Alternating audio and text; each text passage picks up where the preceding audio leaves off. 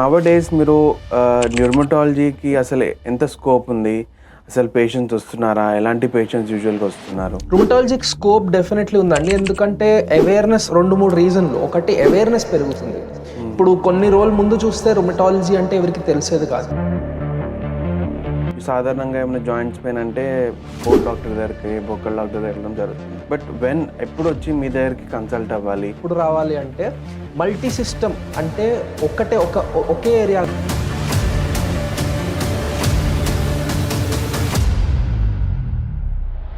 చాలా alcohol addiction patients వస్తుంటారు sir. Uric acid అనేది ఒకటి బాగా పెరుగుతుంది సార్ వాళ్ళకి. దాని వలన కొన్ని సర్టన్ జాయింట్స్‌లో పెయిన్ రావడము. అంటే మనం ఆల్కహాల్ వల్ల చాలా డేంజరస్ వ్యాధులు వస్తాయి. క్యాన్సర్, లివర్ క్యాన్సర్ వరకు వస్తాయి. ఇది అంత డేంజరస్ అయితే కాదు. బట్ మన ఫేవరెట్ యాక్ట్రెస్ సమంత గారు ఉన్నారు. సో తన ఇన్‌స్టాగ్రామ్ చూస్తుంటే she came up with acute myositis అని తను అనింది సార్. బికాస్ చాలా మంది సెలబ్రిటీస్ అయినా కానీ యాక్టర్స్ అయినా కానీ they don't come out with their problems. But Samantha garu has come out and she has taken a stand.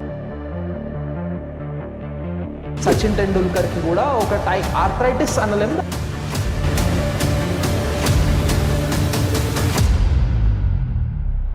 Aadab Hyderabad. నేను మీ హోస్ట్ డాక్టర్ మధువంశీ. ఈరోజు my very good friend doctor Vishnu garu ఉన్నారు. విష్ణు గారు is a రిమటాలజిస్ట్.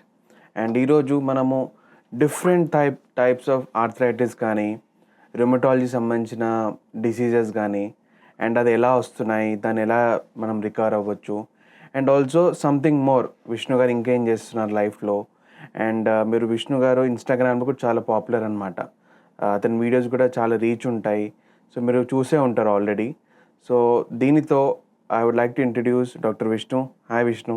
Hi Vamshi garu. It's been like a really nice journey of becoming a rheumatologist recently, and very nice to be welcomed to Hyderabad with this podcast. And it would what better meeto matladam kala and to start off podcast journey meeto. It's a great pleasure. Yes. So Vishnu, can you tell me about మీ చదువు నేపథ్యము, అసలు ఎక్కడెక్కడ చదివారు, and how did you start or get into rheumatology? So నేను చిన్నప్పటి నుంచి Delhi and Hyderabad మధ్యలో we have been migrating అండి. ఎందుకంటే my father is in central government. So transfer అయ్యేది ఢిల్లీ. సో ఆల్మోస్ట్ హాఫ్ అనుకోవచ్చు. అంటిల్ 12th నేను డిపిఎస్ హైదరాబాద్లో మెరిడియన్ స్కూల్లో చదివాను initially. Then we shifted to Delhi for కొంచెం సేపు అండ్ మళ్ళీ హైదరాబాద్ వచ్చి చైతన్యలో చదివి దాని తర్వాత I could luckily get through to AIIMS Delhi. AIIMS ఢిల్లీలో చదివి I completed my MBBS there. దాని తర్వాత నేను ఎండి పీజీఐ చండీగఢ్ అని ఒక కాలేజ్ ఉందండి చండీగఢ్లో. It's a good college. I could get through to MD there from around my early 20s. దాని తర్వాత I did my MD in paediatrics. But after doing pediatrics, we have a choice. Either we can continue in pediatrics or if we can give an exam proving ourselves along with the adult medicine students. మనం ఒకవేళ వాళ్ళతో compete చేసి ఒకవేళ adult exam clear చేస్తే మనము adult బ్రాంచెస్లో కూడా shift అవ్వచ్చు. So అలాంటప్పుడు నేను అడల్ట్ ఎగ్జామ్ ఇచ్చి అడల్ట్ రుమటాలజీ చేశాను. సో జస్ట్ ఇప్పుడే ఒక లాస్ట్ మంత్ నాది కంప్లీట్ అయింది adult rheumatology. And very happy to become a rheumatology. నేను జిప్మర్ పాండిచ్చేరిలో చేశాను. సో నేను ఇండియాలో హైదరాబాద్లో పుట్టి అండ్ పెరిగి, ఇన్ఫాక్ట్ వైజాగ్లో పుట్టి హైదరాబాద్లో పెరిగి, అండ్ దాని తర్వాత ఢిల్లీలో ఉంటూ ఢిల్లీలో ఎంబీబీఎస్ చేసి మళ్ళీ చండీగఢ్లో ఎండి అండ్ మళ్ళీ డౌన్ సౌత్ మొత్తం సౌత్ వచ్చేసి పాండిచ్చేరిలో డిఎం కంప్లీట్ చేశాను. And I think all top ఇన్స్టిట్యూట్స్లో చేశారు. AIIMS Delhi one of the top institute, PGI Chandigarh, JIPMER. So ఇవన్నీ చేశాక సార్ మీరు రుమటాలజీ తీసుకోవడం జరిగింది. సో నవ డేస్ మీరు న్యూరమటాలజీకి అసలు ఎంత స్కోప్ ఉంది? అసలు పేషెంట్స్ వస్తున్నారా? ఎలాంటి పేషెంట్స్ యూజువల్గా వస్తున్నారు? రుమటాలజిక్ స్కోప్ డెఫినెట్లీ ఉందండి. ఎందుకంటే అవేర్నెస్ 2, 3 రీజన్లు. ఒకటి అవేర్నెస్ పెరుగుతుంది.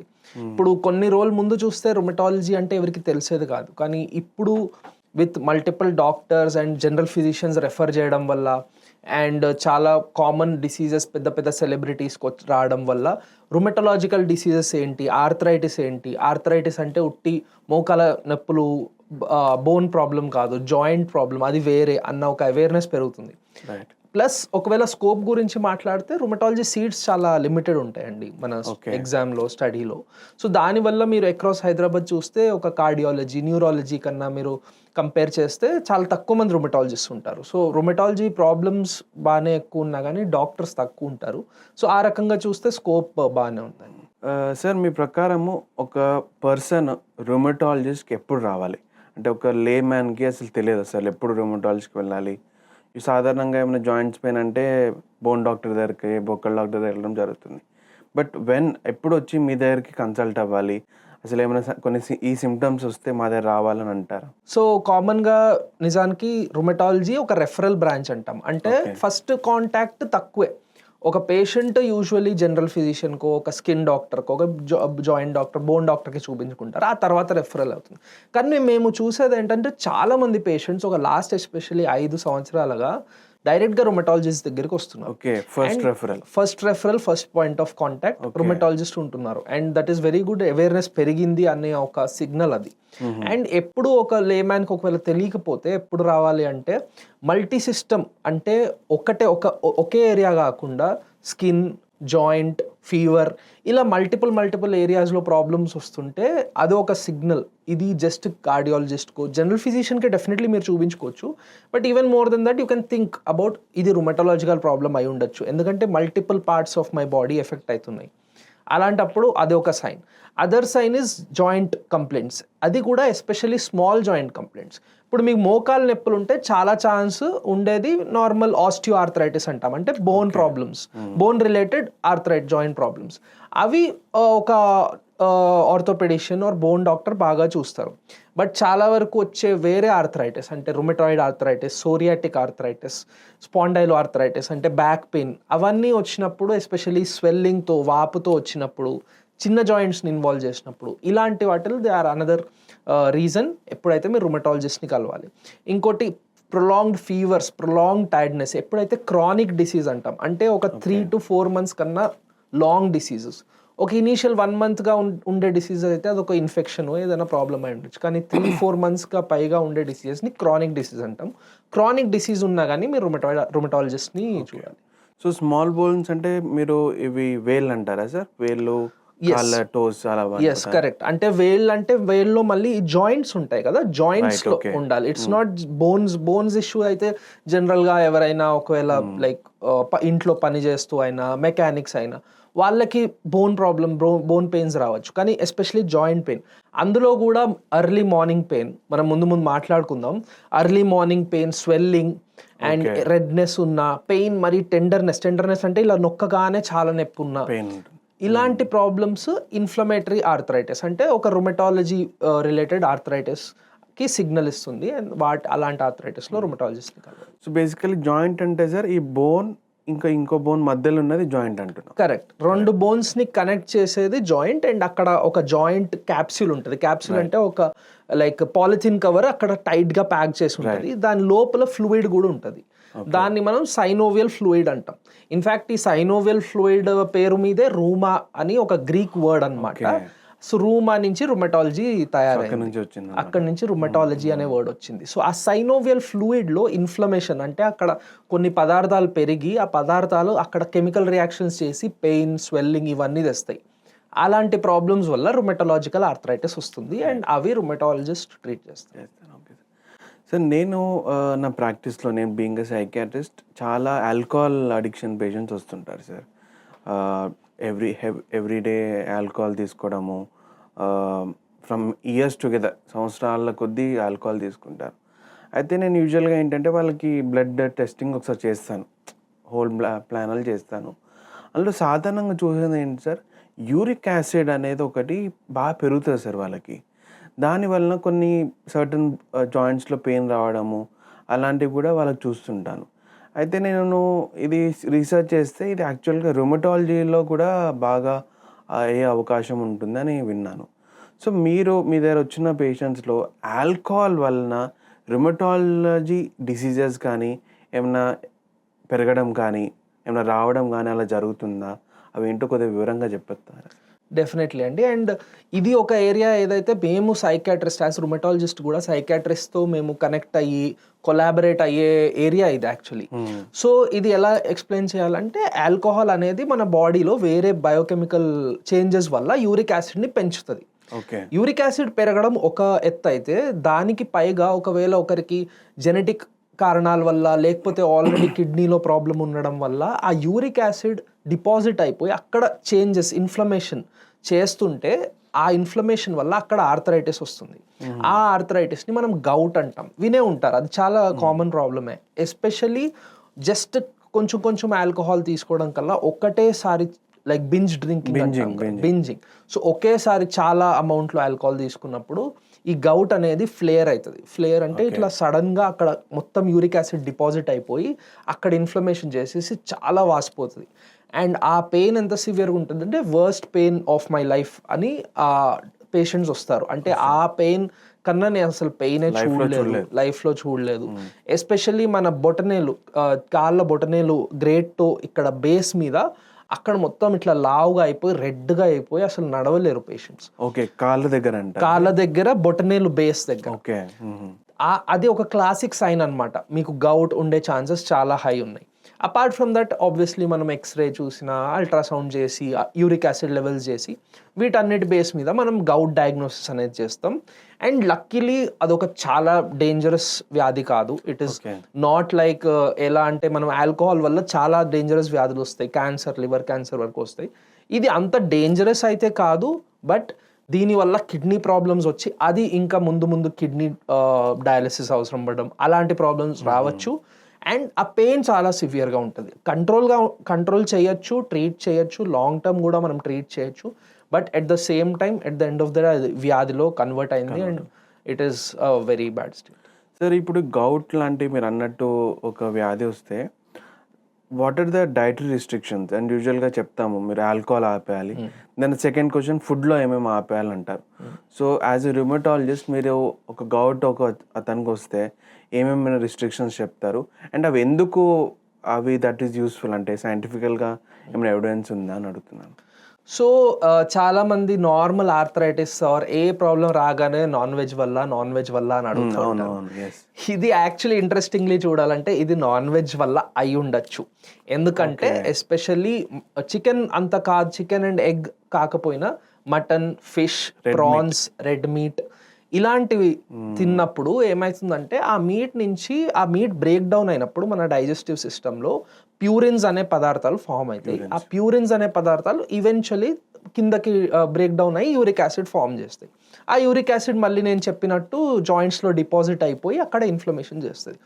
దానివల్ల ఇలాంటి పదార్థాలు, అది రెడ్ మీట్ అయినా మనం మాట్లాడుకున్నట్టు, apart from that even sweet juices, fruit juices, ఫ్రూట్స్లో కూడా చాలా ప్యూరిన్స్ అనేది ఉంటుంది, యూరిక్ యాసిడ్ బ్రేక్ డౌన్ చేస్తుంది. ఈవెన్ షుగర్ ఫ్రీ డ్రింక్స్ వదిలేయండి, షుగర్ ఫ్రీ డ్రింక్స్ సేఫ్ అని తెలిసింది, కానీ షుగర్ డ్రింక్స్ ఉంటాయి కదా మన నార్మల్ కోకాకోలా, ఫ్యాంటా అలాంటివి కూడా ఇవన్నీ they are also very risky. They can precipitate అంటే వీటిని ట్రిగ్గర్ చేస్తుంది, అంటే స్విచ్ ఆన్ చేస్తుంది ఈ పాసిబిలిటీని. On the other side interesting again, మళ్ళీ ఇది కూడా చాలా ఇంట్రెస్టింగ్, కాఫీ దీన్ని తగ్గిస్తుంది. డార్క్ చాక్లెట్ కూడా దీన్ని తగ్గించే కొన్ని అది రీసెర్చ్ వచ్చింది. అండ్ ఆల్సో డైరీ ప్రోడక్ట్స్ అంటే మిల్క్, ఇవి కూడా కొంచెం లెవెల్ వరకు యూరిక్ యాసిడ్ని తగ్గిస్తాయి. సో ఏవి తినాలి ఏవి తినకూడదు అనే డౌట్ పేషెంట్స్లో చాలా ఉంటుంది. అండ్ మోస్ట్ కండిషన్స్లో అది ఇంపార్టెంట్ కాదు నిజానికి, మందులు వేసుకోవడం అది ఇంపార్టెంట్, కానీ ఈ డిసీజ్లో ఇది కూడా ఒక major role, diet also major role play చేస్తుంది. So life style, dietary modifications చాలా ఇంపార్టెంట్ గౌట్లో. ఎస్. Okay sir. అండ్ రీసెంట్గా సార్ మన ఫేవరెట్ యాక్ట్రెస్ సమంత గారు ఉన్నారు. సో ఐ వాజ్ తన ఇన్స్టాగ్రామ్ చూస్తుంటే తను she came up with acute myositis అని తను అనింది సార్. దెన్ నేను being a doctor I could understand, ఇది సమ్ రిమటాలజికల్ ఇష్యూ. సో మీ నుంచి అసలు ఈ అక్యూట్ మయోసైటిస్ కానీ మయోసైటిస్ అసలు ఏంటి, అసలు సమంత గారికి ఎందుకు వచ్చిండొచ్చు, అండ్ అసలు తను ఎలా కనిపెట్టింది మీ ప్రకారము? సో ఒక వివరంగా కొద్దిగా చెప్తారా సార్? సో ఫస్ట్లీ సమంత గారికి as rheumatologist and as all are doctors we should thank her, because చాలా మంది సెలబ్రిటీస్ అయినా కానీ యాక్టర్స్ అయినా కానీ they don't come out with their problems, but Samantha garu has come out and she has taken a stand for this and increasing awareness. చాలా మందికి చెప్తున్నారు కూడా ఈ ప్రాబ్లం ఇలా ఉంది అండ్ ఐ కుడ్ రికవర్ అని. సో ఇప్పుడు ముందు మేము మయోసైటిస్ అంటే మేమే కనిపెట్టే వాళ్ళం ఎక్కడ వార్డ్లో అడ్మిట్ ఉన్న పేషెంట్స్. ఇప్పుడు మేము చూస్తున్నాం ఏంటంటే 30-year-old 40-year-old ఫీమేల్స్ వస్తున్నారు, మాకు సార్ మసిల్ వీక్నెస్ ఉంది, మాకు మయోసైటిస్ ఉండొచ్చా అని. సో అది అవేర్నెస్ పవర్. ఒక పేషెంట్ కాకపోయినా ఒక జనరల్ పేషెంట్ కూడా మయోసైటిస్ అంటే ఏంటి అని తెలిసింది. So that is the thing. And Samantha గారి విషయానికి వస్తే she has been treated by US based Indian person only, doctor Rohit Agarwal అని, and he is our teacher also. JIPMER కూడా చెప్పేవారు. ఎగ్జాక్ట్లీ ఎలా కనిపెట్టారు ఏంటి అది మాకు తెలియదు, obviously it is patient confidentiality, but at the same time మీకు ఎగ్జాంపుల్ చెప్తా ఒక మయోసైటిస్ ఎలా ప్రజెంట్ చేయొచ్చు అని. ఎస్పెషలీ అక్యూట్ మయోసైటిస్ అంటే మసిల్ వీక్నెస్ లాగా ప్రజెంట్ చేస్తుంది.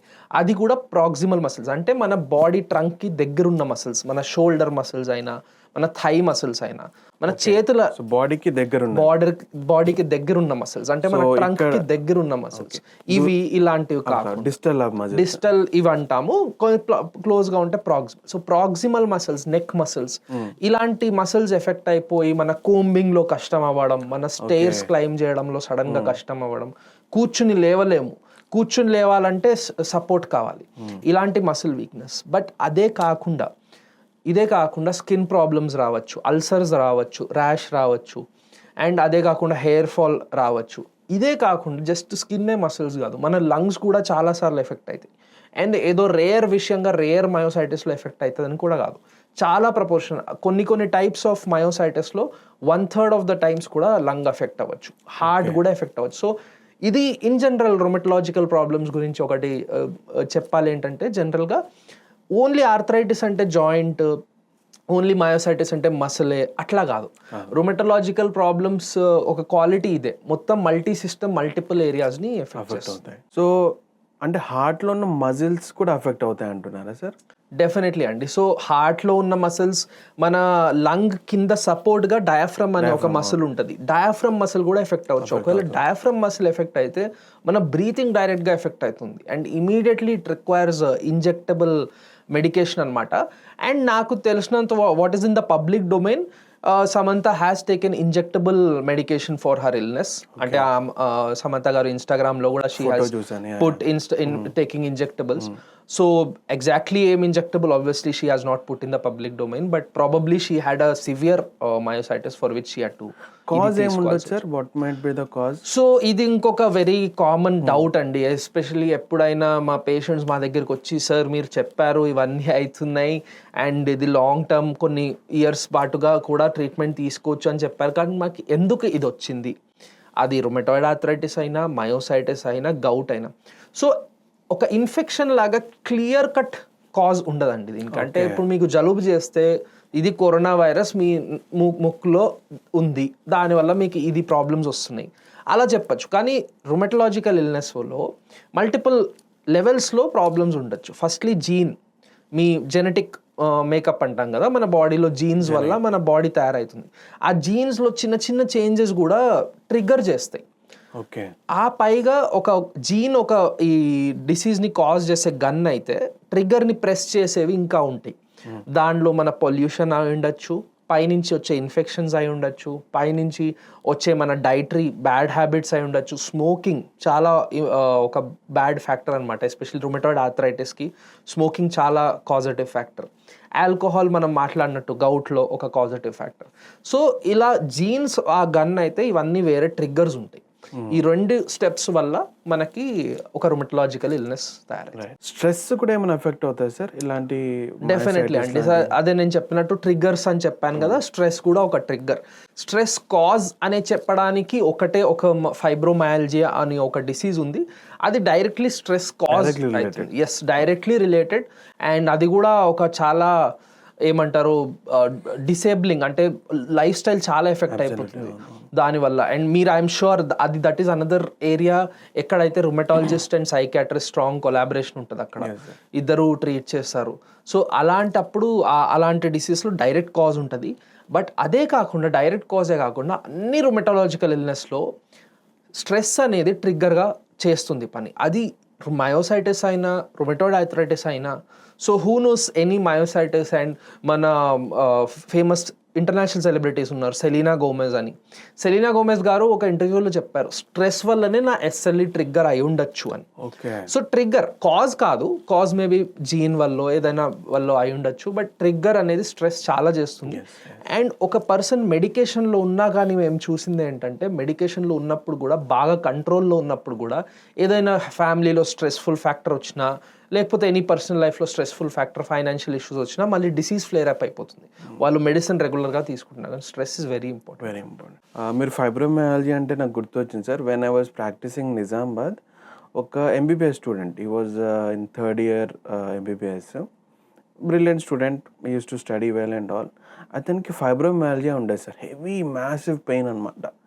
అది ఎంత పెయిన్ ఉండేదంటే సార్, ఎగ్జామ్ కూడా he was not able to write. And దానివల్ల ఒక ఎగ్జామ్ 2-3 ఎగ్జామ్స్ రాకపోవడం వల్ల అన్ఫార్చునేట్లీ ఫెయిల్ అవ్వడం జరిగింది.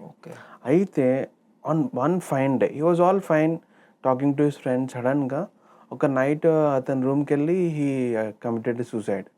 సో మీరు ఫైబ్రోమయాలజీ అంటే అర్థమైంది, అంత పెయిన్ఫుల్ థింగ్ కూడా ఉండొచ్చు. డెఫినెట్లీ అండి. అండ్ ఫైబ్రోమయాలజియా అనేది కూడా నేను చెప్పినట్టు రుమటాలజికల్ వ్యాధుల్లాగా మల్టీ సిస్టమ్. అందులో మీకు బ్లాడర్ కూడా ఎఫెక్ట్ అవ్వచ్చు. Okay. So urinary bladder effect అయ్యి మన మూత్రం వెళ్ళే దారి, లైక్ ఒక్కొక్కసారి ఏమైతుందంటే మూత్రం వెళ్ళడం కష్టమైపోతుంది, ఇంకోసారి అర్జెన్సీ పెరిగిపోతుంది. సో అలాంటి డిస్ఫంక్షన్, ఇంబ్యాలెన్స్ వచ్చేస్తుంది మూత్రం వెళ్ళడంలో. అంతేకాదు మైగ్రేన్స్ పెరిగిపోతాయి, అండ్ ఈవెన్ మెన్స్ట్రువల్ సైకిల్స్ చాలా డీరేంజ్ అయిపోతాయి ఆడవాళ్ళలో. అండ్ మీరు చెప్పినట్టు మగవాళ్ళలో స్ట్రెస్ పెరిగిపోతుంది, యాంగ్జైటీ పెరిగిపోతుంది, యాంగ్జైటీ వల్ల బ్రీతింగ్ ఇష్యూస్ కూడా వస్తాయి. సో మల్టీ సిస్టమ్ అండ్ చాలా కష్టం. అండ్ ఇంకోటి ఏంటంటే, అది పేషెంట్కి అది యాక్సెప్ట్ చేయడం కష్టం అయిపోతుంది. ఏంటి అంటే, ఇది ఒక ఇలాంటి issue and I have to deal with it with respect to taking care of the స్ట్రెస్ని మనం తగ్గించాలి.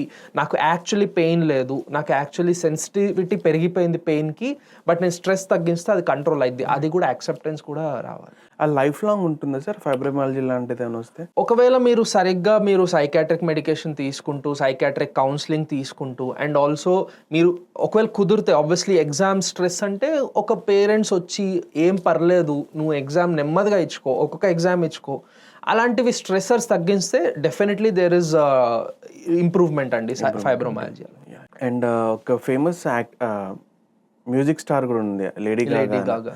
తనకు కూడా ఇది ఫైబ్రోమయాలజీ ఉందని నేను విన్నాను. ఎస్ అండి, డెఫినెట్లీ. అండ్ ఆమె సాంగ్స్ కూడా చేసింది. అండ్ ఒక డాక్యుమెంటరీ ఐ థింక్ నెట్ఫ్లిక్స్లోనో ఎక్కడో ఉందండి 2017లో, 5'2" అని ఒక డాక్యుమెంటరీ కూడా చేశారు. అందులో she has explained her struggle, fibromyalgia ఎలా ఆమె లైఫ్ని ఎఫెక్ట్ చేసింది, ఎలా కోప్ చేసుకున్నారు.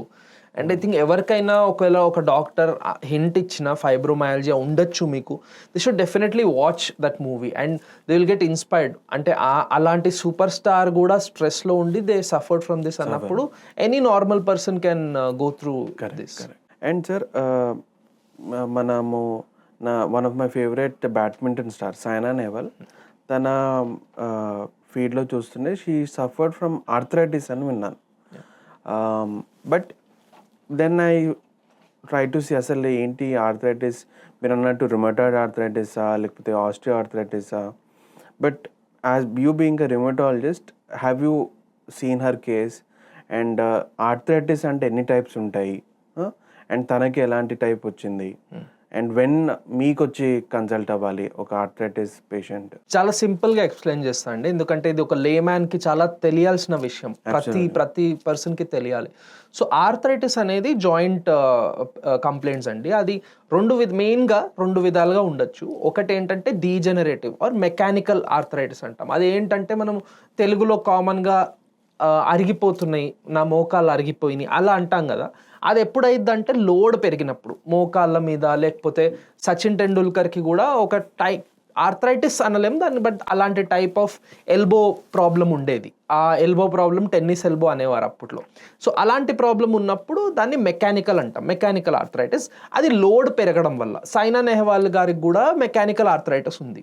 దానివల్ల ఆమె ట్రైనింగ్ సెషన్స్ ఎఫెక్ట్ అయ్యేవి. ఎందుకంటే ఒక్కసారి మెకానికల్ ఆర్థరైటిస్ వస్తే మీరు ఎంత లోడ్ పెడితే అంత అదనమాట. పెయిన్ కిల్లర్ అది తీసుకోవచ్చు. షోయబ్ అఖ్తర్ వాళ్ళు కూడా పెయిన్ కిల్లర్ తీసుకుని ఆడేవాళ్ళు, ఒక 5-10 years అలా ఆడారు. బట్ కష్టమైపోతుంది ట్రైనింగ్లో ఎస్పెషల్లీ. బట్ ఇంకొక విధం ఏంటంటే నేను చెప్పినప్పుడు రుమటలాజికల్ ఆర్థరైటిస్. అందులో చేంజెస్ దీనికన్నా డిఫరెన్స్ ఏంటంటే అది స్మాల్ జాయింట్స్లో వస్తుంది. అదే కాకుండా మీరు అక్కడ యాక్టివిటీ చేస్తే ఇంప్రూవ్మెంట్ వస్తుంది. అంటే సైనా నెహ్వాల్ నీ పెయిన్ వస్తుంటే ఎంత యాక్టివిటీ చేస్తే, ఎంత ప్రాక్టీస్ చేస్తే అంత పెరుగుతా పోతుంది. కానీ ఒకవేళ మీరు రెస్ట్ తీసుకున్నా కానీ పెయిన్ ఎక్కువగా ఉంటే అది ఒక రుమటలాజికల్ ఆర్థరైటిస్ అని ఒక సిగ్నల్ అనమాట. అంతేకాకుండా వాపు రావడం, రెడ్నెస్ రావడం, ఎర్రతనం రావడం, అండ్ పొద్దునే అర్లీ మార్నింగ్ స్టిఫ్నెస్, అంటే బిగుసిపోయినట్టు అనిపించడం. పొద్దున్నే ఒక 30 minutes 40 minutes బిగుసిపోయినట్టు అనిపిస్తున్నాయి, వాసిపోయినాయి.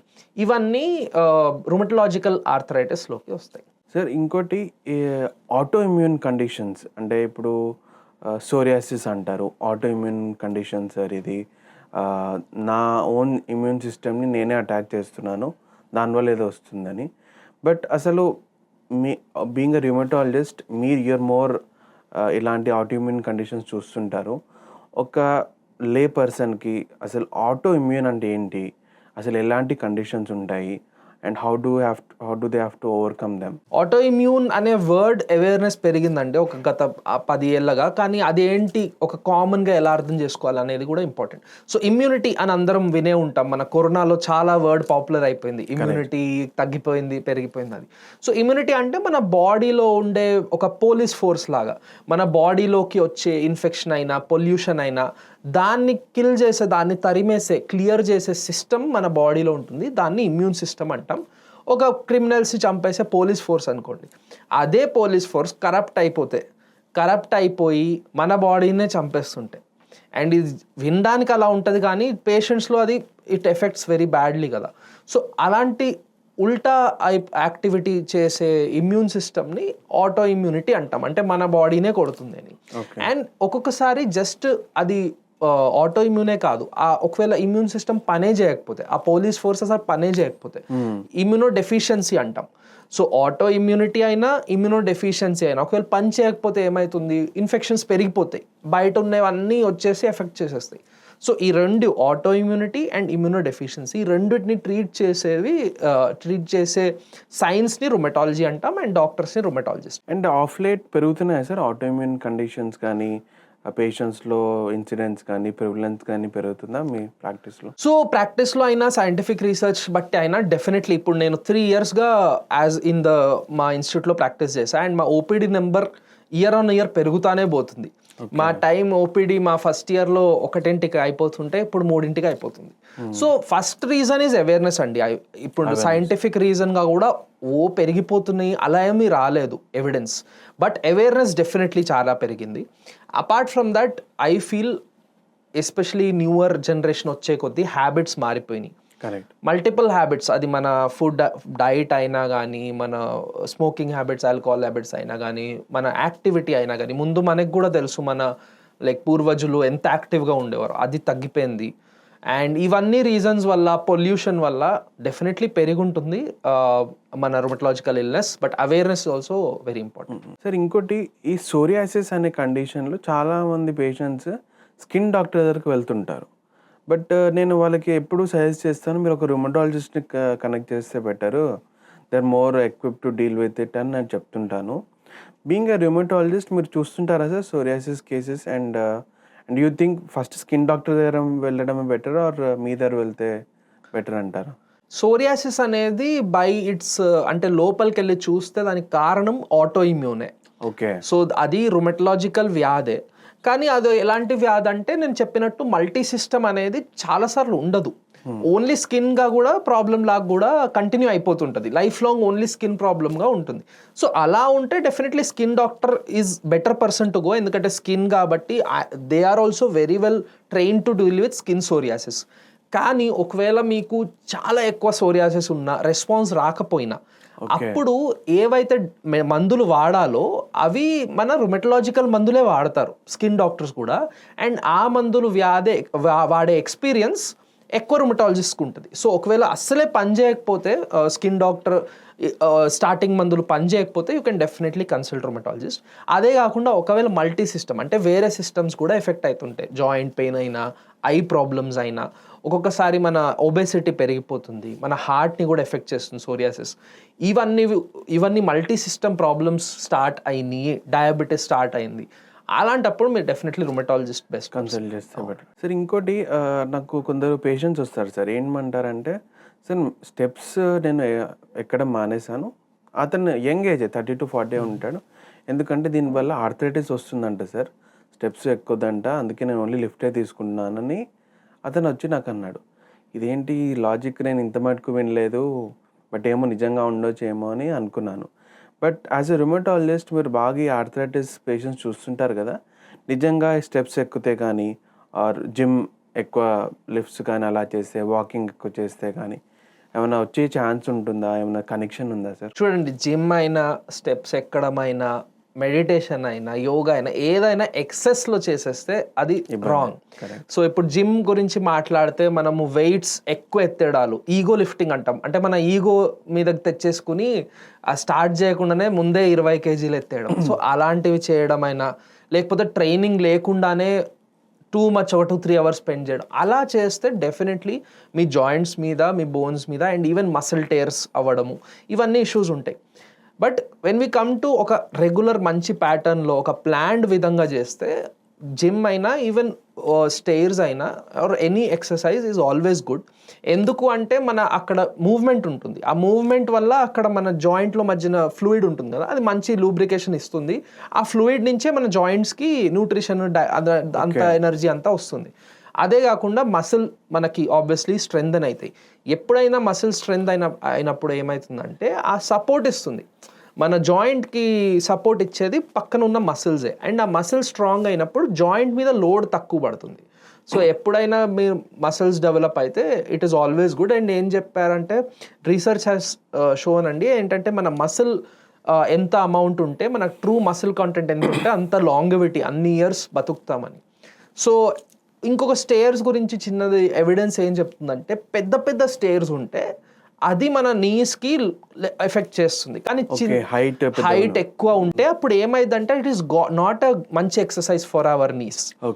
అది ఇండియన్ టాయిలెట్స్ గురించి కూడా వినే ఉంటారు, ఎస్పెషలీ కొంచెం వెయిట్ ఎక్కువ ఉండి ఇండియన్ టాయిలెట్స్ వాడితే రిస్క్ వస్తుంది అని. బట్ అది కూడా ఏంటంటే మీరు వెయిట్ ఎక్కువ ఉండి వాడితేనే, ఒక under weight or normal weight person Indian toilets వాడితే ఏమీ ఇష్యూ లేదు. సో అన్నీ జస్ట్ ఒకే విధంగా చెప్పలేము. ఎక్సెస్లో ఉంటే స్టెప్ సైజ్ అయినా, జిమ్ వెయిట్ అయినా అది ప్రాబ్లం. సో బేసికలీ ఏమంటారంటే సార్, ఆప్టిమమ్ లెవెల్స్లో చేయాలి. కరెక్ట్. ఎక్సెస్ చేసిన ఇబ్బంది, తక్కువ చేస్తే ఏమి బెనిఫిట్ ఉండదు. కరెక్ట్. Yes sir. అండ్ ఇంకోటి ఈ విటమిన్ డి చాలా పేషెంట్స్లో తగ్గడం చూస్తున్నాను sir. Almost every second or every third పేషెంట్కి విటమిన్ డి తగ్గుతుంది. అండ్ వాళ్ళు ఆల్రెడీ విటమిన్ డి సప్లిమెంట్ తీసుకుంటున్నాం సార్, కాల్షియం సప్లిమెంట్ తీసుకుంటున్నాము. బట్ నేను అంటాను, మీరు ఈవెన్ దో మీకు తగ్గినా కానీ, మీకు ఏమైనా ఇబ్బందులు ఉన్నా కానీ ఒక డాక్టర్ని కన్సల్ట్ చేసి తీసుకోవడం బెటర్ రాదర్ దాన్ మీరే స్టార్ట్ చేయడం. ఎందుకంటే ఇప్పుడు ఓవర్ ద కౌంటర్ మనకి ఫార్మసీలో దొరికేస్తున్నాయి కాబట్టి తీసుకుంటున్నారు. యాజ్ ఎ రుమటాలజిస్ట్ మీరు ఈ విటమిన్ డి కానీ, కాల్షియం సప్లిమెంటేషన్ కానీ అసలు ఎంత మటుకు యూజ్ ఉంటుంది, అండ్ అది ఎలా తీసుకోవాలి, అండ్ అసలు మీ లాంటి పేషెంట్స్ అంటే ఆర్థరైటిస్ కానీ వాళ్ళకి ఏమైనా యూజ్ ఉంటుందా? So vitamin D, calcium specifically మాట్లాడుకుందాం. ఇప్పుడు అగైన్ ఇది కూడా లైఫ్ స్టైల్. ఎందుకు మనము ఉండేది రూమ్స్ లోపల, సన్ ఎక్స్పోజర్ ఉండట్లేదు, మ్యాక్సిమం 1 hour కూడా మనం సన్కి ఎక్స్పోజ్ అవ్వట్లేదు. ఈ మధ్య సాఫ్ట్వేర్ కంపెనీస్లో అయితే ఇంకా మరీ నైటే బయటకు వస్తున్నారు. సో విటమిన్ డి తగ్గిపోయేది అనేది ఎస్పెషల్లీ ఇండియన్స్లో చాలా కామన్ అయిపోయింది. అండ్ అది జస్ట్ కొంచెం తగ్గింది కూడా కాదు, చాలా లో లెవెల్స్ వస్తుంది. అబ్సల్యూట్లీ అవును. సో బట్ ఇది ఒక సైడ్ అయితే, ఇంకొక సైడ్ ఏంటంటే నేను చూసేది ఏ చిన్నదైనా కానీ విటమిన్ ట్యాబ్లెట్లు, మినరల్ ట్యాబ్లెట్లు తీసుకుంటున్నారు. అది కూడా తప్పు. క్లియర్గా ఎవిడెన్స్ హ్యాస్ షోన్ మీకు డెఫిషియన్సీ ఉంటేనే విటమిన్ ట్యాబ్లెట్లు యూజ్ అవుతాయి. ఊరికే నాకు ఏదో బాగా అనిపించట్లేదు, నైట్ నేను విటమిన్ మినరల్ ట్యాబ్లెట్ తీసుకుని నా హెల్త్ బాగా పడిపోద్ది అంటే అలా ఉండదండి. మీకు డాక్టర్కి చూపించుకుని మీ విటమిన్ డి లెవెల్స్ లో అయితే definitely you should start supplementation. అది కూడా ఆ డోజింగ్ అనేది ఇంపార్టెంట్. విటమిన్ డి ఒక విటమిన్ ఎలా అయితే మీ విటమిన్ బి కాంప్లెక్స్ సి ఎంత తీసుకున్నా అది యూరిన్లోకి వెళ్ళిపోతుంది మీది. ఓకే. కానీ విటమిన్ డి అనేది మీ ఫ్యాట్లో అక్యూములేట్ అయింది. దానివల్ల మీరు విటమిన్ డి అయినా ఏ అయినా ఇలాంటి విటమిన్స్ ఎక్స్ట్రా తీసుకోకూడదు. సో అది ఓవర్ అయిపోయినా vitamin D toxicity, vitamin D poisoning అవుతుంది. అది కూడా చాలా కేర్ఫుల్. సో మీరు ఫస్ట్లీ డెఫిషియన్సీ తక్కువ ఉంది అని మీరు కన్ఫర్మ్ చేసుకోవాలి.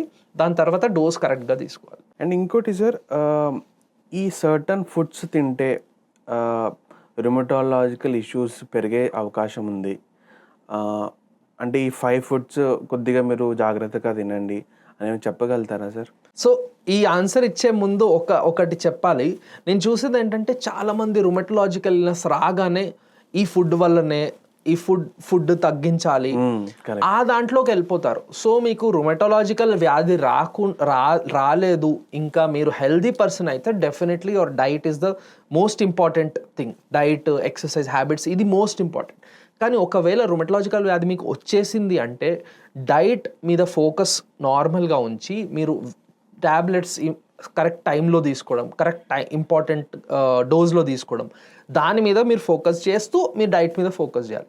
బట్ అగైన్ ఒకవేళ మీరు స్పెసిఫిక్ ఫుడ్స్ గురించి అడిగితే ఏవైతే రిస్కీ ఫుడ్స్ అని చెప్పచ్చో రుమటలాజికల్ వ్యాధుల కోసం కామన్ ఫుడ్సే, వేరే ఎవరిని అవాయిడ్ చేసే చెప్పే ఫుడ్సే ultra processed foods, chips, cold drinks ఇట్లాంటివి, మన పాస్తా, మెకరోనీ వంటాము, బర్గర్స్ ఇవన్నీ.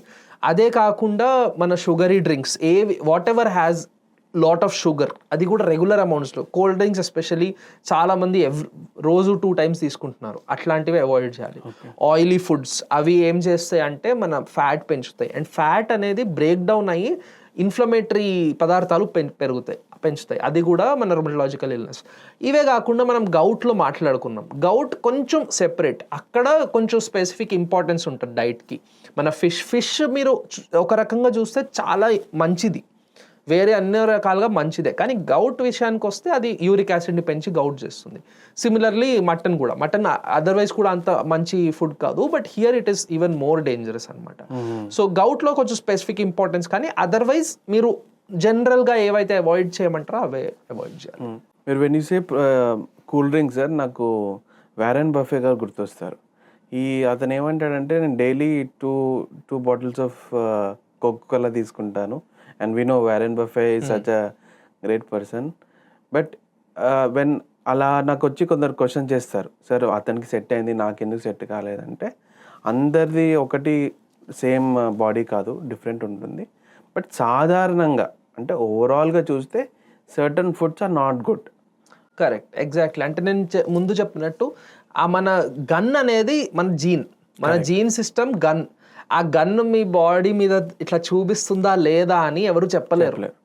కానీ ఒకవేళ ఆ గన్ను మనకి చూపిస్తూ ఉండి దాని మీద మీరు ట్రిగ్గర్లు పెడతా ఉంటే మనకే కదా రిస్క్.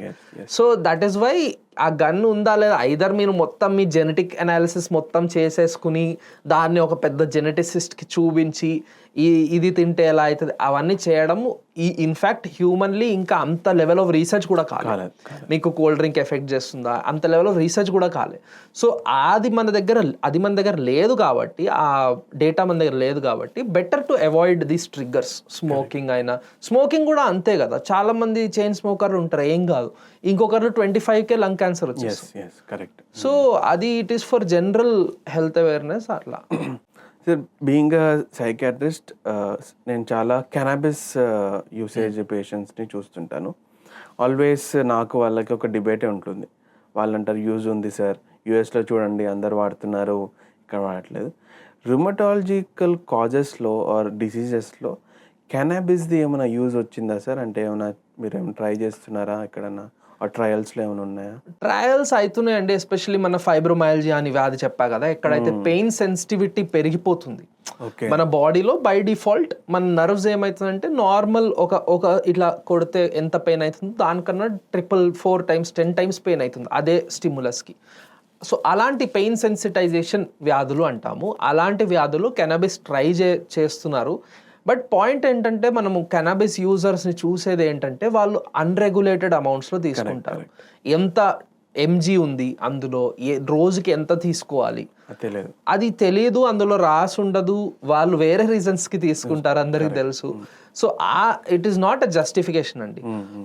రీక్రియేషనల్ కెనబిస్ యూజ్ అనేది వేరే సెగ్మెంట్, మెడిసినల్ కెనబిస్ యూజ్ అనేది మెడికేషన్గా వాడేది వేరే సెగ్మెంట్. ఇన్ఫ్యాక్ట్ కెనబిస్ అనే కాదు, చాలా మెడిసిన్స్ ఉన్నాయి ఏవైతే మనం తీసుకుంటే సేమ్ కైండ్ ఆఫ్ హై ఇవన్నీ వస్తాయి, బట్ అవి మనం వాడడం కదా అసలు. చాలా వరకు అసలు అవైలబులే ఉండవు. కీటమిన్ ఇవన్నీ ఉంటాయి, చాలా ఎనస్థీజియా మందులు.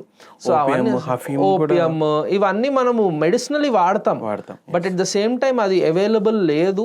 జస్ట్ బికాస్ కెనబిస్ మన గ్రో అవుతుంది ట్రీలో కాబట్టి ఇది అంతా వస్తుంది, కానీ అసలు ఆ డిబేట్ మొత్తం వేరండి. రిక్రియేషనల్ వేరే, మెడిసినల్ వేరే. సరే, ఇంకోటి కొందరికి మీరు అన్నట్టు మార్నింగ్ స్టిఫ్నెస్ వల్ల రుమటాయిడ్ అంటారు, కొన్ని నైట్ స్టిఫ్నెస్ కూడా ఉంటుంది సార్ కొందరికి, అది కూడా ఇంట్లోనే వస్తుందా? సో నైట్ స్టిఫ్నెస్ అనేది మనం మాట్లాడుకున్నాడు మెకానికల్ ఆర్థరైటిస్, రుమటలాజికల్ ఆర్థరైటిస్. మనం డే అంతా మన లెగ్స్ని, మన హ్యాండ్స్ని, కొంతమంది మన నెక్ని వాడతాము ఈ మధ్య ఫోన్ వాడుతూ అదంతా. దానివల్ల అక్కడ సైనోవియల్ ఫ్లూయిడ్ కొంచెము డీరేంజ్ అయ్యి అండ్ ఈవెన్ ఎస్పెషలీ మన నీస్లో అరిగిపోవడం వల్ల, ఆ బోన్స్ రిపీటెడ్లీ ఇలా రాసుకోవడం వల్ల, దానివల్ల అక్కడ స్టిఫ్నెస్ జనరేట్ అవుతుంది. సో నైట్ స్టిఫ్నెస్ అనేది ఇట్ ఈస్ మెకానికల్ ఆర్థరైటిస్, దాని క్లూ అది. మార్నింగ్ స్టిఫ్నెస్ అనేది మన రుమటలాజికల్ ప్రాబ్లం. నేను మీకు 5 foods ఏం అవాయిడ్ చేయాలని అడిగాను, బట్ మీ ప్రకారం 5 foods విచ్ ఆర్ గుడ్ ఒక రుమటాలజికల్గా ఇబ్బంది కాకుండా బాడీ షుడ్ బి ఫైన్ అన్నప్పుడు మీరు ఏమైనా 5 foods can you suggest sir? So first food, and I think ఈ మధ్య మనం బిజీగా మర్చిపోయేదండి water. So water we have to take at least ఒక 1.6 లీటర్, ఆర్ ఇంకా ఈజీగా నేర్చుకోవాలంటే 8 to 9 glasses వాటర్ డేలో డెఫినెట్లీ తీసుకోవాలి. Hydration most important thing. అది మీ స్కిన్ అయినా కానీ, మీ బాడీ అయినా, మసిల్స్ అయినా, హైడ్రేషన్ అనేది మోస్ట్ ఇంపార్టెంట్. దాని తర్వాత కొంచెం స్పెసిఫిక్స్లోకి వస్తే, మన తెలుగు హైదరాబాద్ కాంటెక్స్ట్లో చెప్పాలంటే, మన టిఫిన్లు ఏవైతే ఉన్నాయో అవి మనము నార్త్ ఇండియన్ టిఫిన్స్గా రీప్లేస్ చేస్తున్నాం ఈ మధ్య. అండ్ క్లియర్గా ఎవిడెన్స్ చెప్పేది ఏంటంటే, మన సౌత్ ఇండియన్ టిఫిన్స్ న్యూట్రిషనల్గా చాలా సుపీరియర్. అది ఇడ్లీ అయినా, దోశ అయినా, మరీ ఫ్రై చేయకూడదు, కానీ వడ కూడా మంచిదే. సో ఏవైతే ఈ పప్పులతో అండ్ ఈ బ్యాటర్తో చేస్తామో అవన్నీ చాలా మంచివి. సో అవి ఇంపార్టెంట్. అదే కాకుండా ఆయిల్స్ కూడా స్పెసిఫికల్లీ మన olive oil is very useful and healthy. I understand అది కొంచెం కాస్ట్లీగా ఉంటుంది, కానీ ఎక్కడైనా మీరు ఎక్కువ ఆయిల్ వాడేటప్పుడు అండ్ రిపీటెడ్గా సేమ్ ఆయిల్ వాడుతుంటే అక్కడ మీరు ఆలివ్ ఆయిల్ యూజ్ చేసుకోవచ్చు. అదే కాకుండా మనకు అందరికీ తెలుసు గ్రీన్ వెజిటేబుల్స్ ఏవైతే ఉన్నాయో, ఆకుకూరలు వెరీ వెరీ హెల్దీ. ఇదంతా కాకుండా ఎవరైనా నాన్ వెజిటేరియన్ అయితే, నాన్ వెజ్ ఎక్కువగా తింటుంటే boiled chicken, grilled chicken very healthy. మీరు ఎందుకు చికెన్ వల్ల ఇష్యూస్ వస్తాయంటే అది చికెన్ వల్ల కాదు, మీరు అందులో కారాలు ఇవన్నీ వేసేసి, ఆయిల్ వేసేసి అలా చికెన్ తింటాం కాబట్టి చికెన్ అన్హెల్దీ కేటగిరీలోకి వచ్చింది. లేకపోతే as such chicken is very healthy food అనమాట. అందులో ఫ్యాట్ మటన్ లాగా కాదు, ఓన్లీ చికెన్ అనేది చాలా healthy food. Same with fish. ఒక గౌట్ పేషెంట్ విషయం పక్కన పెడితే fish is actually very healthy. Same with egg also, egg white especially very good protein source. So ఇవన్నీ మంచి ఫుడ్స్. అంటే apart from your practice sir, మీరు పిల్లలకి, యంగ్ డాక్టర్స్కి కూడా ఎడ్యుకేట్ చేస్తుంటారు ఫర్దర్ ఎగ్జామ్స్ కానీ, సూపర్ స్పెషాలిటీ ఎగ్జామ్స్ కానీ. ఇప్పుడు ఒక యంగ్ పీజీ స్టూడెంట్ కానీ, పోస్ట్ పీజీ అయిపోయిన అతను, if you has to look up to rheumatology, అతనికి 3 tips కానీ, or what do you suggest? So firstly rheumatology తీసుకోవాలా వద్దా అనేది ఇంట్రెస్ట్ బేస్ మీద అండి. I think through the medicine చేస్తూ ఆర్ పీడియాట్రిక్స్ చేస్తూ ఎవరికైనా ఎక్కువ థాట్ ప్రాసెస్, థింకింగ్ మీద ఇంట్రెస్ట్ ఉంటే, కొంతమందికి ప్రొసీజర్స్ మీద ఇంట్రెస్ట్ ఉంటుంది. అంటే నేను ఎండోస్కోపీ చేయడము, సర్జికల్ ప్రొసీజరు, లేకపోతే వేరే ఇంట్యూబేషన్లు ఇవన్నీ చేస్తుంటే వాళ్ళకి రుమటాలజీ కాదు. ఎవరికైతే ప్రాబ్లమ్ సాల్వింగ్ ఎక్కువ నచ్చుతుందో, ఎవరికైతే కొంచెము షెర్లాక్ హోమ్స్ అంటే చాలా ఇష్టమో, సిఐడి లాంటి షోస్ చాలా ఇష్టమో, అలా అది ఒక టిప్. అదే కాకుండా మీకు కొన్ని విషయాలు చెప్తా. అంటే చాలా వరకు డాక్టర్స్కి అన్నిటికన్నా ఎక్కువ సాటిస్ఫాక్షన్ ఇచ్చేది పేషెంట్ తగ్గిపోతే, మొత్తము ఇల్నెస్ పోయి హ్యాపీగా ఇంటికి వెళ్తుంటే అది like that is the biggest satisfaction ఒక డాక్టర్కి. కానీ అది రుమటాలజీలో కొంచెం లేట్ వస్తుంది. ఒక పేషెంట్స్కి మీరు మందు ఇవ్వగానే ఆబ్వియస్లీ రుమటాయిడ్ ఆర్థరైటిస్లో తగ్గిపోతుంది. కానీ ఎస్ఎల్ఈ అయినా, మయోసైటిస్ అయినా, ఇంకొన్ని వ్యాధులు ఉంటాయి, జాగ్రెన్ సిండ్రోమ్, అలా చాలా వ్యాధులు ఉంటాయి. అందులో టైం పడుతుంది. ఇట్ టేక్స్ 3 months 6 months, ఒక్కొక్కసారి మందులు చేంజ్ చేస్తూ అప్గ్రేడ్ చేస్తూ 1 year కూడా పట్టచ్చు. అలాంటిది మీరు you have to be prepared. అంటే నేను ఇవ్వగానే తగ్గిపోద్ది అట్లాంటిది లేదనమాట. అండ్ ఆల్సో చాలాసార్లు patient will keep coming to you and you have to explain multiple times. So మీకు పేషెంట్తో మాట్లాడే ఇంట్రెస్ట్ ఉంటే ఈ బ్రాంచ్ మీకు మంచిది. ఎందుకంటే ఎస్పెషల్లీ లాంగ్ టర్మ్గా మీరు పేషెంట్కి ఎక్స్ప్లెయిన్ చేస్తూ ఉండాలి. ఈ వ్యాధి ఏంటి, ఈ మందు నేను ఎందుకు మారుస్తున్నా, ఈ మందు ఎప్పుడు తగ్గించవచ్చు, ఈ మందు ఎప్పుడు స్టాప్ చేయొచ్చు. సో పేషెంట్ ఎడ్యుకేషన్ అనేది పెద్ద పార్ట్ ఇందులో. సో అది మీకు నచ్చితే ఈ బ్రాంచ్ తీసుకో. ఇన్ దట్ వే సైకాట్రీ చాలా దగ్గర. అవునండి, డెఫినెట్. క్రానిక్ లాంగ్ టర్మ్ గా మాట్లాడుతుంటాం, ఎక్స్ప్లెయిన్ చేస్తుంటాం. మేము ఏమంటాము సైకో ఎడ్యుకేషన్ అంటాము. మరేమో ఐ డోంట్ నో మీరు రుమా ఎడ్యుకేషన్ అంటారో తెలియదు. బట్ సార్ ఇంకోటి, మీరు అక్కడ ఎస్ఎల్ఈ, జాగ్రెన్స్ అని 2 terms యూజ్ చేశారు. బట్ అంటే వి డోంట్ నో అసలు ఎస్ఎల్ఈ అంటే ఏంటి ఎగ్జాక్ట్లీ. అంటే that is why I started my Instagram channel అండి. అంటే ఎస్పెషలీ జాగ్రెన్స్ అనే వ్యాధి మీరు నిజంగా వెళ్ళి సైంటిఫిక్ ఎవిడెన్స్ చూస్తే దాని ప్రెవలెన్స్ అంటే ఎంతమందిలో ఉన్నది అని చూస్తే అది చాలా హైనే. అంటే ఎవ్రీ 100లో ఒకరికి జాగ్రెన్స్ ఉంది. ఎస్పెషలీ ఫీమేల్స్లో ఎవ్రీ 1%, ఇన్ కొన్ని డేటా 2% కూడా చూపిస్తుంది. అంటే మీరు ఇమాజిన్ చేయండి, మన హైదరాబాద్లో 1 crore ఉంటే 1 lakh ఫీమేల్స్కి జాగ్రెన్స్ ఉంది. కానీ ఎవరికి అంటే ఆబ్వియస్లీ అది మైల్డ్ డిసీజ్, చాలాసార్లు ఓన్లీ డ్రైనెస్గా ప్రజెంట్ చేస్తుంది, మౌత్ డ్రైనెస్, కన్ను డ్రైనెస్. బట్ స్టిల్ వాళ్ళు సఫర్ అవుతూ ఉంటారు.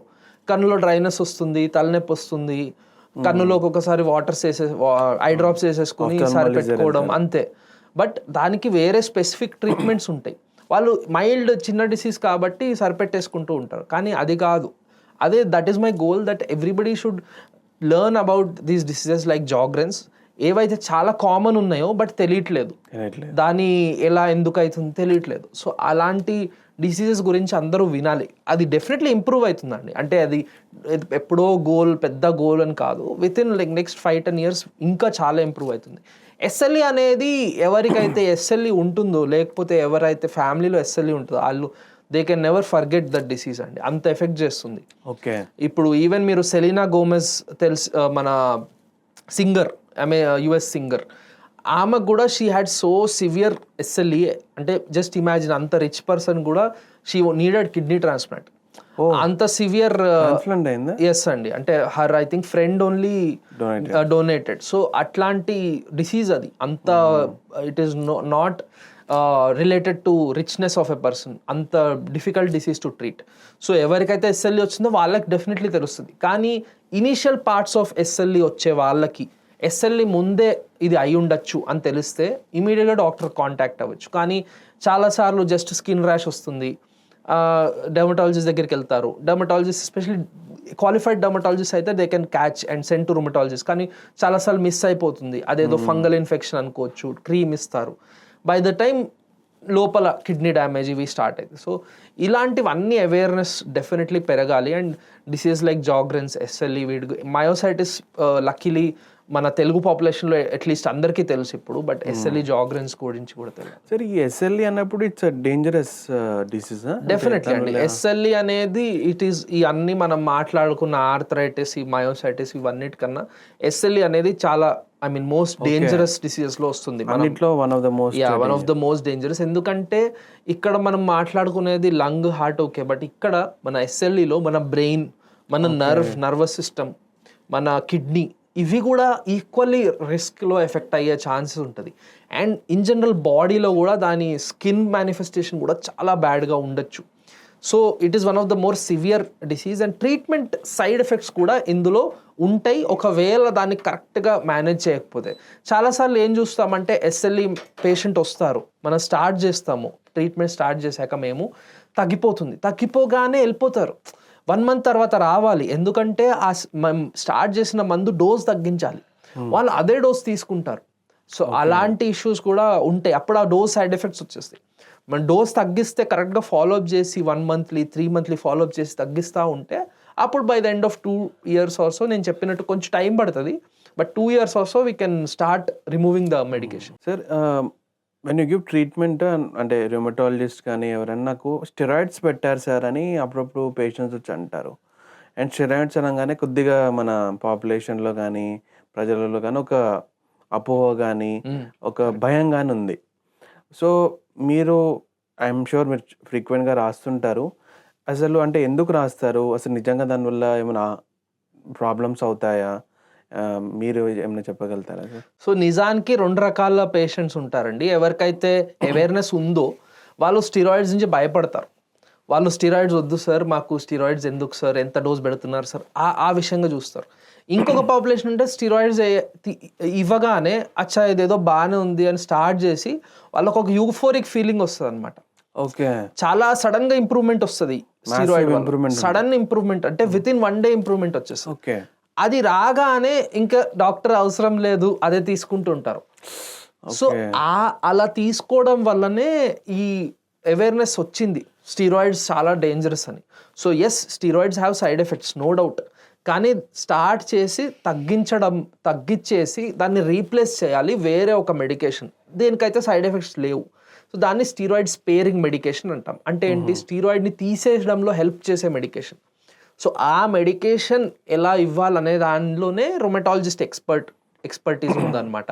మీరు స్టీరాయిడ్ స్టార్ట్ చేయడం అందరూ చేస్తారు, అంటే రొమటాలజిస్ట్ ఒక రొమటాలజికల్ ప్రాబ్లం రాగానే మీరు స్టీరాయిడ్ ఇస్తే అది తగ్గిపోతుంది, ప్రాబ్లమే లేదు, బట్ దానివల్ల సైడ్ ఎఫెక్ట్స్ పెరిగిపోతాయి. సో దాన్ని తగ్గిస్తూ వేరే మెడిసిన్ ఎలా ఇవ్వాలి అక్కడ రొమటాలజిస్ట్ ఎక్స్పర్టీస్ వస్తుంది. అండ్ మీరు అడిగిన దానికి అసలు యూజ్ ఉందా, ఇవ్వాలా, అది చెప్పాలంటే డెఫినెట్లీ ఇవ్వాలి. ఎందుకు అంటే మీరు స్టార్టింగే ఆ స్టీరాయిడ్ స్పేరర్ మెడికేషన్ స్టార్ట్ చేస్తే దాని ఎఫెక్ట్ చాలా స్లో ఉంటుందండి.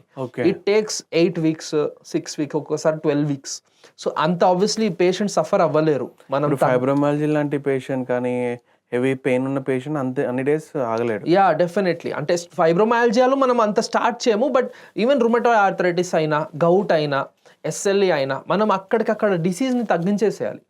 పేషెంట్ సఫరింగ్ ని ఇంప్రూవ్ చేయడం, లోపల డ్యామేజ్ అవుతుంటే దాన్ని తగ్గించేయాలి. అదర్ సిస్టమ్స్ కూడా ఎఫెక్ట్ అవ్వకుండా స్టీరాయిడ్ ఇచ్చేస్తే అది ఒక టెంపరీ మెజరే, అందుకే అది లాంగ్ టర్మ్ లో తీసుకోకూడదు, దాన్ని తగ్గించి వేరే మెడికేషన్ కి స్విచ్ అవ్వాలి. సో ఇనీషియల్ గా స్టెరాయిడ్ వాడి దెన్ స్లోగా మనము రీప్లేస్ చేస్తే that will be useful. So SLE understood చాలా డేంజరస్ అని, బట్ జాగ్రెన్స్ కూడా డేంజరస్ సార్, అంటే ఎలా ఉంది?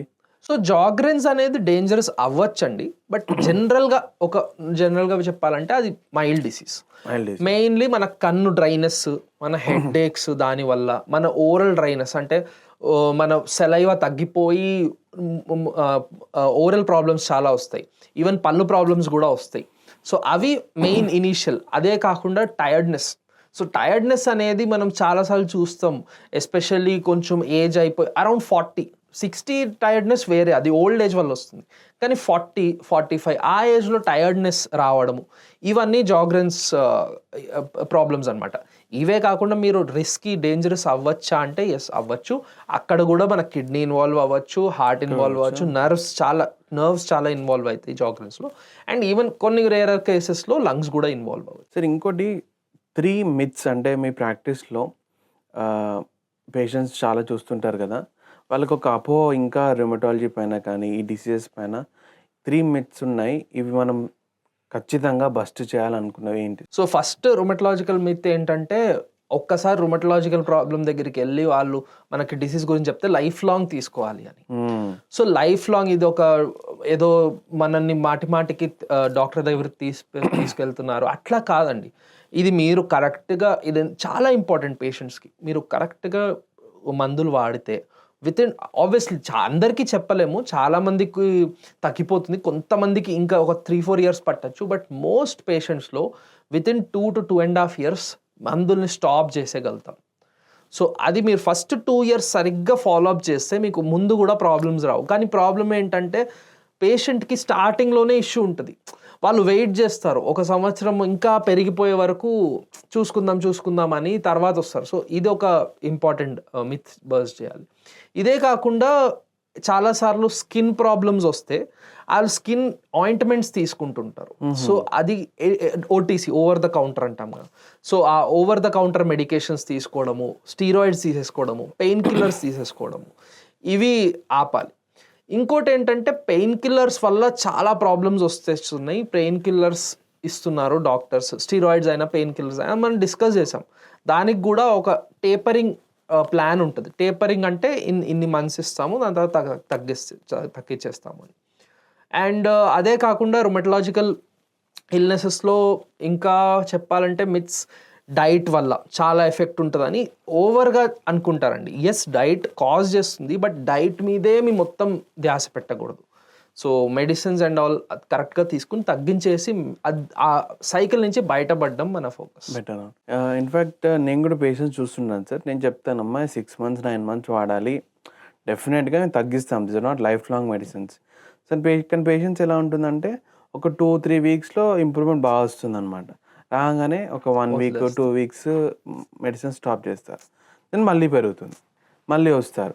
దానివల్ల ఏంటంటే ఆ కాంప్లైన్స్ లేనందువల్ల, మెడిసిన్స్ ప్రాపర్ తీసుకోవడం వల్ల డెఫినెట్గా 6 months అనేది కాస్త పెరుగుతుంది. సో నేను అది ఎన్నిసార్లు చెప్పినా వాళ్ళు వినరు. మళ్ళీ ఆ సైకిల్లోనే మెడిసిన్స్ అంటే ఒక ప్రాబ్లం అని ఒక దాంట్లో ఉంటారు. But what I tell is అంటే వీఆర్ క్వాలిఫైడ్. మీకు మేజర్ ప్రాబ్లమ్స్ కానీ ఇంకా పెంచడానికి ఏమి ఇవ్వము, మీకు తగ్గడానికి ఇస్తాము. సో ప్రాపర్ గైడెన్స్లో, ప్రాపర్ ఫ్లో చార్ట్లో, ప్రాపర్ టేపరింగ్ అన్నట్టు స్లోగా తగ్గిస్తూ రెగ్యులర్ ఫాలోఅప్స్లో ఉంటే డెఫినెట్గా I think they will improve అనిపిస్తుంది sir. And last question sir, and I think మీరు బాగా వీడియోస్ తెలుగు సూపర్ స్టార్స్ గురించి, దాంతో దెన్ మన మెడిసిన్ ఫీల్డ్ని క్లబ్ చేస్తున్నారు. అండ్ ఐవ్ సీన్ బాగా ఎంగేజింగ్గా ఉంటాయి, అది వినడానికి కూడా బాగా ఎంగేజింగ్గా ఉంటాయి. అసలు మీకు ఈ ఐడియా ఎలా వచ్చింది, అండ్ ఇంకా మీరు చేయబోతున్నారా ఏంటి, what is your next plan? So like any Telugu person నేను కూడా మూవీస్ చూస్తాను. సో ఆ రెండింటిని కలిపితే ఒకవేళ మన హెల్త్ ఇన్ఫర్మేషన్ కొంచెం డ్రైగా ఉండి మన తెలుగు సినిమా ఇన్ఫర్మేషన్ ఎంటర్టైనింగ్గా ఉంటే డెఫినెట్లీ మా రీల్ పూర్తిగా చూస్తారు. రీల్ పూర్తిగా చూస్తే ఎండింగ్లో నేను పీడిఎఫ్ లేకపోతే ఇంపార్టెంట్ ఇన్ఫర్మేషన్ అంద వ్యూవర్స్కి ప్రొవైడ్ చేస్తాను. ఆ లింక్ కూడా పొందుతారు అన్న ఇంటెన్షన్తో నేను ఇలా ఎంటర్టైన్మెంట్తో మిక్స్ చేసి. అండ్ ఈ బడ్డింగ్ తెలుగు డాక్టర్స్ ఉన్నారు కదా సార్, డాక్టర్స్ సచ్, వాళ్ళకి మీరు ఏమైనా టిప్స్ ఇస్తారా? How to create that digital space కానీ digital understanding, so that they can also grow. ఎందుకంటే చాలా చూస్తున్నాను, వాళ్ళు ట్రై చేస్తారు కానీ రారు. బట్ మీవి చాలా ఎంగేజింగ్గా ఉన్నాయి, చాలా రీచ్ వస్తుంది. సో ఏమైనా 1-2 tips before we? I think నేను చూసింది ఏంటంటే డాక్టర్స్ షుడ్ లోపల నుంచి ఉండాలండి. ఏంటంటే పేషెంట్కి అర్థం అవ్వాలి ఏ వ్యాధి పేషెంట్కి ఏమొచ్చింది అని. పేషెంట్కి అర్థమైతేనే patient will be happiest. At the same time patient will take the medication. Patient medication తీసుకుంటే ఆయన కూడా like the patient will also get cured. మీరు కూడా you have done your job well. ఇదంతా ఒకవేళ మీ పేషెంట్ ఆ వ్యాధి అర్థమవుతుంటే ఇదంతా సరిగ్గా లైన్లో అవుతుంది. సో ఆ బిలీఫ్ ఉంటే you will go ahead with doing everything to get the reel right. And నేను నిజం చెప్పాలంటే నేను స్టార్టింగ్లో పూర్తిగా ఇన్ఫర్మేషన్ రీల్ చేశాను 2-3, అంటే ఎక్కువ మూవీస్ ఇవన్నీ పెట్టకుండా డైరెక్ట్ మాట్లాడా. ఓకే, అది మొత్తం సైంటిఫిక్గా కరెక్టే అయి ఉండొచ్చు, కానీ ఒకవేళ పేషెంట్స్కి అది ఆ ఇన్ఫర్మేషన్ అసలు వెళ్ళట్లేదంటే యూజ్ లేదు కదా. Patient should listen. అందులో ఒక ఏమంటారు జిఫ్ అయినా ఏదైనా కొంచెం ఒక 2 seconds వేస్ట్ అయినా కానీ ఇన్ఫర్మేషన్ సంబంధితగా, బట్ ఓవరాల్ మొత్తం చూస్తుంటే that is the thing. And tips అనేదండి ఎవ్రీబడి ఈజ్ లైక్, ఎస్పెషల్లీ మన తెలుగులో లాస్ట్ 1 yearగా చాలా మంచి క్రియేటర్స్ వచ్చారు. We saw paediatrician ma'am also, మా సీనియర్ జిప్మర్ నుంచే ఓఆర్ఎస్ అగెయిన్స్ట్ శివరంజని గారు ఇంత పెద్ద లైక్ మూమెంట్ స్టార్ట్ చేశారు. They are all creators and they are making real life impact. In patient lifes directly by health education and also policy changes కూడా తెస్తున్నారండి. Correct. So definitely we are on the right track as doctors and I hope patients also get lot of information. అదే influencers కాదు, influencers. Correct. ఇన్ఫర్మేషన్ని enforce చేస్తూ ప్రజలకి చెప్తూ and also making great change in the society is what we're looking at. And of course whatever method మీరు అన్నట్టు మీరు Telugu super స్టార్స్ని add చేసి దానికి కొద్దిగా క్రియేటివ్గా రీచ్ అయ్యేటట్టు. But at the end of the day ఆ ఇన్ఫర్మేషన్ డెలివర్ అవుతుందా లేదా, సైంటిఫికల్ ఇన్ఫర్మేషన్ డెలివర్ అవుతుందా లేదా ఇస్ ద కీ అంటున్నారు sir. Thank you so much sir, it has been a pleasure. And same here. I'm sure చాలా ఆడియన్స్కి చాలా worried information rheumatology, చాలా దాని డిసీజెస్, మీ ప్రాక్టీస్ గురించి, మీ ఇన్స్టాగ్రామ్ సెటప్ గురించి అన్ని వివరంగా చెప్పారు. అండ్ ఐఎమ్ షూర్ మళ్ళీ కలుస్తాము. అండ్ ఇంకా నెక్స్ట్ ఇన్ఫర్మేషన్ కానీ ఏమైనా ఉంటే డెఫినెట్గా will go and tell to the audience. Thank you sir. Thank you so much for inviting me. It was great pleasure. I think especially Telugu ఆడియన్స్తో కనెక్ట్ అవ్వడం I really feel good అండి. ఎందుకంటే especially Tamil audience చూస్తే they have lot of information, health information చాలా పొందుతున్నారు. But తెలుగులో కూడా they should get this awareness via Telugu language. So I hope we did a good job.